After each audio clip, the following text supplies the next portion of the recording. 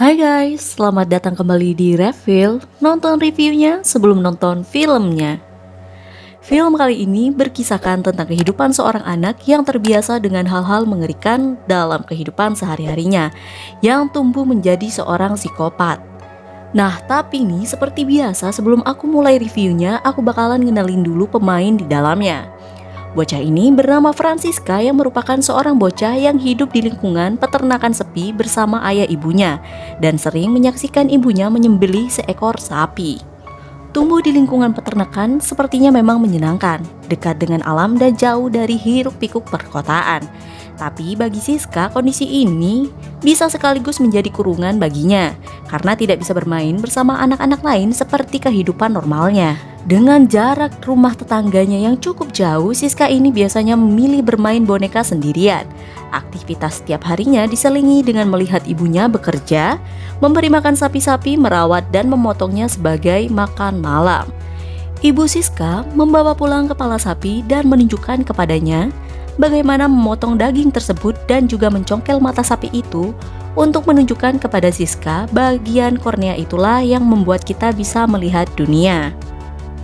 Ibunya berkata bahwa mata sapi dan mata manusia hampir sama, hanya saja size mata sapi lebih besar daripada manusia. Karena di usianya, ia tidak mendapatkan waktu untuk bermain dan bersosialisasi, Siska yang mendapatkan omongan-omongan dari ibunya, tentu saja menyerap semua ucapannya dengan baik-baik yang nantinya imbasnya pada saat ia beranjak dewasa. Siska belajar apa yang dilakukan oleh ibunya dan untuk anak seusianya, melakukan hal seperti itu jelas bukanlah pengalaman yang baik yang bisa membuat jiwanya sehat. Lingkungan tidak membaik bagi Siska karena pada saat itu juga kedatangan seorang lelaki cabul yang mencurigakan, yang meminta dengan nada sarkas untuk bertamu ke dalam rumahnya. Ayah Siska yang bekerja sebagai supir truk tentu saja jam segitu tuh belum pulang untuk datang bekerja. Jadi di sana hanya ada Siska dan ibunya saja. Ibunya yang sudah was-was dan kekeh mengatakan bahwa suaminya akan segera pulang, ucapannya membuat si pria psikopat cabul itu naik pitam. Ia menodong mereka berdua dengan sebuah pistol dan meminta Siska untuk menjauhi ibunya dan duduk di meja makan. Tak lama setelah itu, ayah Siska yang pulang kerja menanyakan di mana ibunya sedang berada.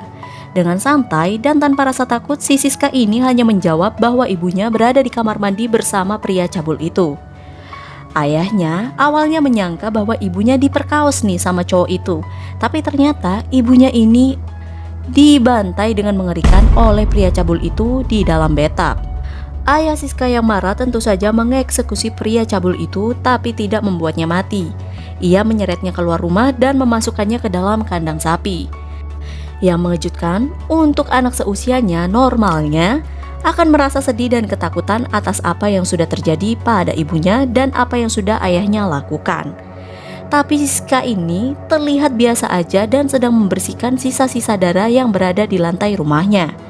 Bahkan saat ayahnya meminta bantuannya untuk mengurus mayat ibunya, Siska ini dengan biasa aja langsung melakukannya. Ini tuh benar-benar kepribadian yang aneh banget menurut aku, karena seakan-akan jiwa psikopat si Siska ini sudah tumbuh sejak ia berusia dini. Siska yang merasa tidak takut menghampiri pria cabul yang sedang sekarat itu. Ia masuk ke dalam gudang atau kandang sapi dengan membawa bunga yang ia petik di kebunnya. Tanpa rasa takut, ia mencabuti perlahan-lahan kaca di wajah pria itu sembari bertanya mengapa ia mengincar keluarganya. Pria itu tertawa dan mengatakan merekalah yang mengizinkannya untuk masuk. Pria itu juga mengatakan bahwa Siska pasti akan membunuhnya. Setelahnya pria itu sendiri bingung mengapa anak ini tidak terlihat ketakutan. Karena si Siska ini dengan flat menjawab, mengapa ia harus membunuhnya? Karena Siska ini menganggap ia adalah temannya. Aduh, saking kesepiannya, hingga orang yang cacat dan membunuh ibunya pun Siska jadikan sebagai temannya. Yang lebih mengerikannya lagi, Siska ini menganggap bermain dengan menjahit luka-luka pria itu dan bahkan mencongkel matanya sangat menyenangkan. Hal yang gak mungkin dilakukan oleh bocah normal pada umumnya, ya kan? Siska yang mulai memasuki masa pubertas, timbul rasa sayang dan cinta dalam dirinya kepada ayahnya sendiri. Ayahnya merasa bersalah dan gagal mendidik Siska karena Siska memegang prinsip-prinsip hidup ibunya yang ia wujudkan sebagai bentuk rasa cinta pada ibunya. Ayahnya selalu curiga dan berpikir bahwa anaknya ini berbeda, tapi terlalu rumit untuknya merubah jalan hidup Siska yang sudah terlanjur gelap. Keseharian Siska seperti biasa memetik bunga dan berkunjung ke kandang sapi untuk bermain bersama temannya dan menyuapinya dengan makanan yang ia bawakan. Siska merasa bahagia dan puas melihat pria itu kelaparan dan makan seperti seekor peliharaan. Karena dengan begitu, semakin muncul rasa ingin merawat dari dalam diri Siska. Ia mengalami gangguan jiwa yang mana menganggap hal-hal mengerikan dan berbahaya untuk orang normal adalah suatu tindakan yang normal untuk dirinya sendiri, yang ingin memiliki teman sejati, merawat dan menjadi seorang ibu seperti ibunya. Bertahun-tahun terlewati, Siska sudah dewasa dan dengan kepribadian juga keseharian yang sama. Tentu saja ayahnya juga semakin menua dan meninggal karena sudah waktunya.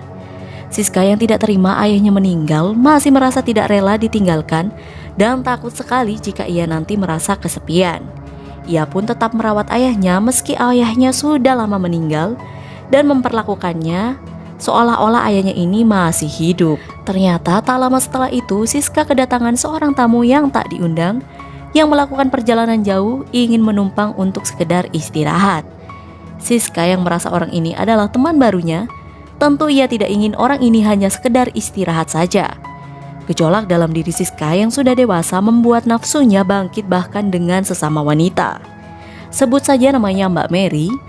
Mary yang habis dikecup bibirnya oleh Siska tentu saja ketakutan dan melihat keanehannya dan membatalkan untuk menumpang di rumah si Siska ini.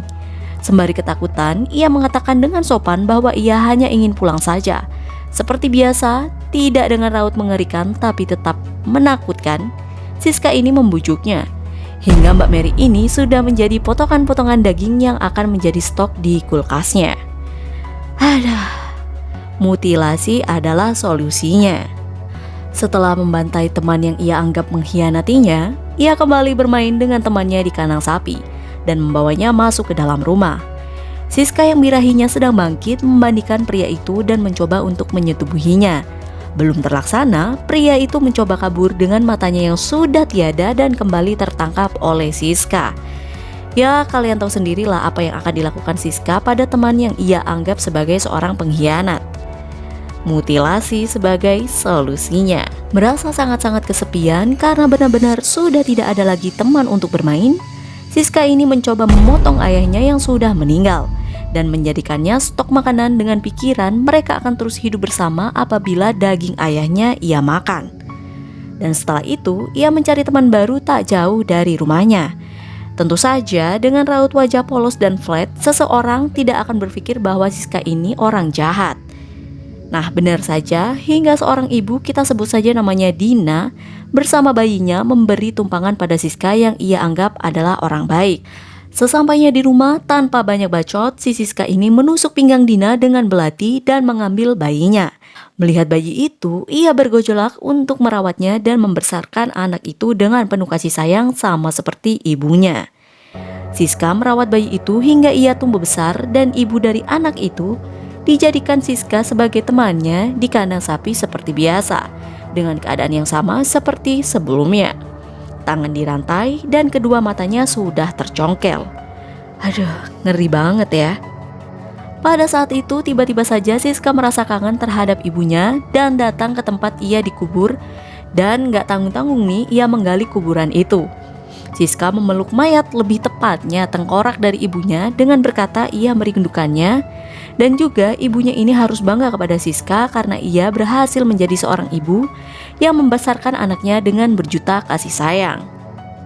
Nah, kira-kira gimana nih endingnya menurut kalian? Apakah Siska terus melakukan hobinya mencari teman dengan cara kekerasan, ataukah ia memilih hidup tenang dan merawat anaknya sampai dewasa? Buat kalian yang penasaran dengan endingnya, kalian bisa nonton film ini dengan judul The Eyes of My Mother. Dan terima kasih udah nonton reviewnya sebelum kalian nonton filmnya. Segini dulu video dari aku, semoga kalian selalu terhibur. See you on the next review guys, bye.